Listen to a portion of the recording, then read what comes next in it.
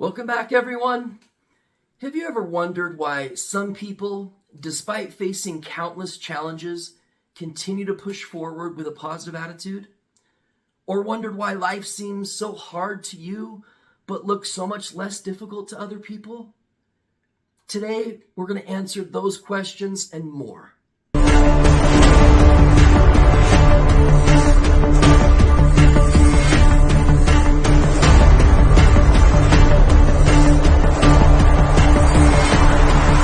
Happy Wednesday, everybody. Today, I want to share a message of hope, resilience, and self-belief. Last week, we touched on how our words shape our perspective, which shapes our reality. Many comparisons can be made between ourselves and others, and those can be answered by understanding the power of perspective. However, we do want to avoid direct comparisons whenever possible. Life will always present challenges, but every challenge is an opportunity in disguise. Think about the times you have risen and fallen. Each of those moments molded you into the person that you are today. Every victory, no matter how small, contributes to the larger journey of life. But victories don't come easy. They demand dedication, passion, and most importantly, belief in oneself. We all have dreams. Some dream of success, some of love, and some of peace. No matter what your dream is, remember this: dreams are the blueprints of reality. Where our focus goes, our energy flows. It manifests itself. Share your dreams. Talk about them. Because when you speak your dreams into existence, you're one step closer to turning them into reality. Remember last week, the words that we choose are vitally important. But dreams without action remain just that, dreams. To make them come true, you must act. Consistent effort, dedication, and a never-give-up attitude are the pillars for success. Yet, on this journey, it's okay to ask for help. No one achieves greatness alone. Seek mentors, embrace support, and always be willing to learn. Remember, setbacks are a part of growth. They are not meant to deter you, but to strengthen you. Every setback is a setup for a comeback. Embrace them, learn from them, and move forward with even more determination. Life is a journey filled with highs and lows, but what remains constant is our ability to choose our response to what happens to us. Choose positivity, choose resilience, choose hope. Feel through the yucky feelings that come up. Choose to learn, choose to grow, choose to win. Because when you choose to rise above your challenges, you inspire others to do the same.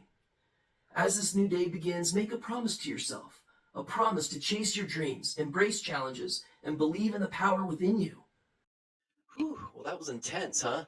So I've been sitting here thinking it's time that I give you guys a bonus clip. So following that kind of intense few minutes, stay tuned for me speaking from the heart about some of the ways that I suffered, and one in particular being shame, and what I did to rid myself of shame and to think differently and to start thinking abundantly. I'm going to kind of give you guys a little intro into a new part of my life, just peel back the curtain a little bit. So I hope that you guys enjoy this next part. It's an honor bringing these to you every week. So I hope that you enjoy this next bonus clip.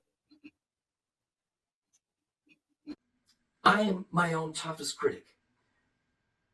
I walk this line every day. I straddle this line between holding myself to a high standard versus being too hard on myself.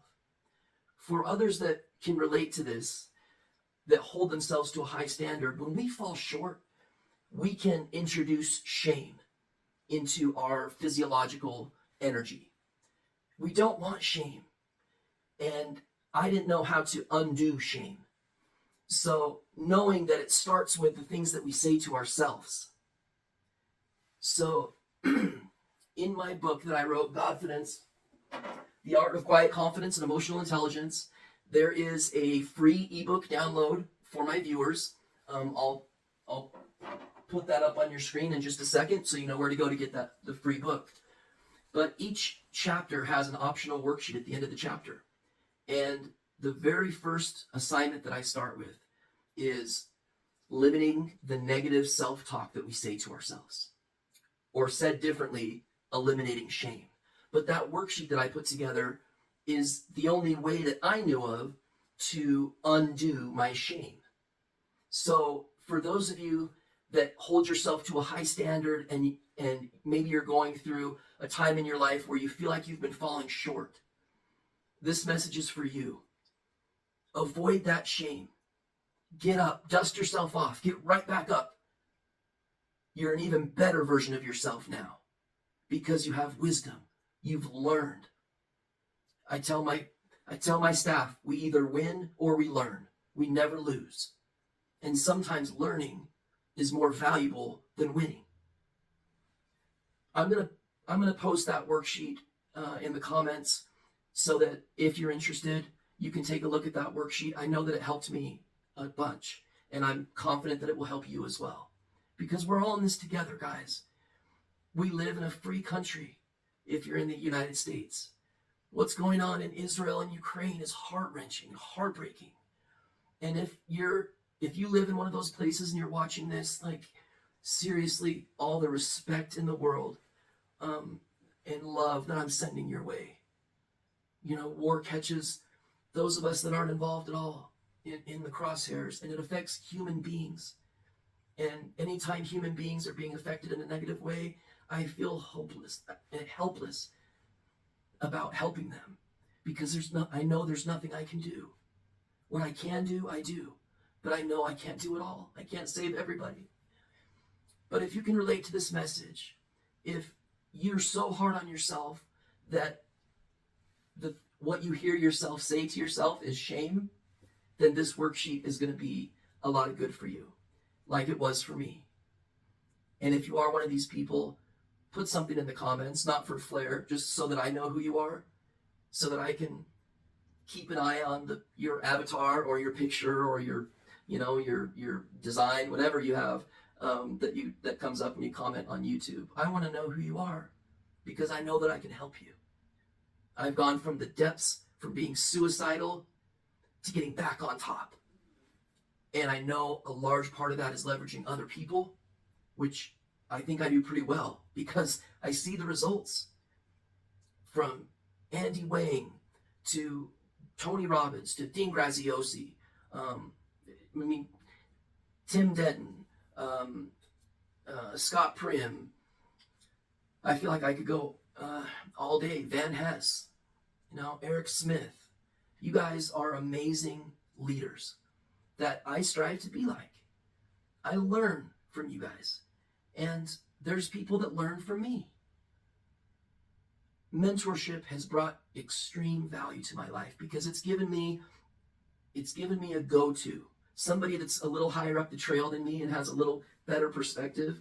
What I can see might be just a false summit, but they're over it and they realize that's not the top. We got a longer march ahead of us than we realized. Those are the people that I want to be around, that also hold themselves to an incredibly high standard.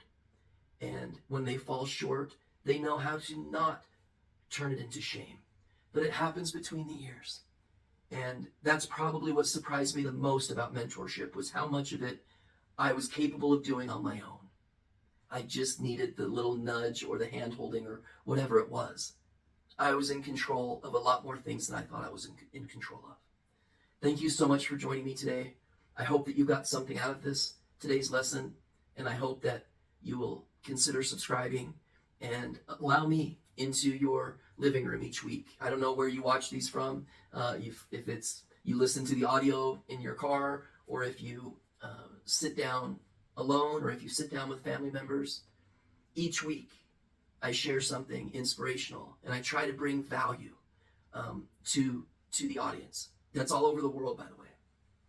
So each Wednesday I strive to bring free value to you, and I've never missed a Wednesday in 2 years, and I'm not going to start now. And during our upcoming third season, you may see a little bit more of me. I haven't announced it yet. That's as much of a hint as I'm going to get. So if you didn't catch it, you better rewind and watch it again. But I will, you will see more and more of me. And if I add value to your life, then that's a good thing because I'm going to add even more value to your life. Anyway, thanks so much for watching. We'll talk soon. Bye-bye, everybody.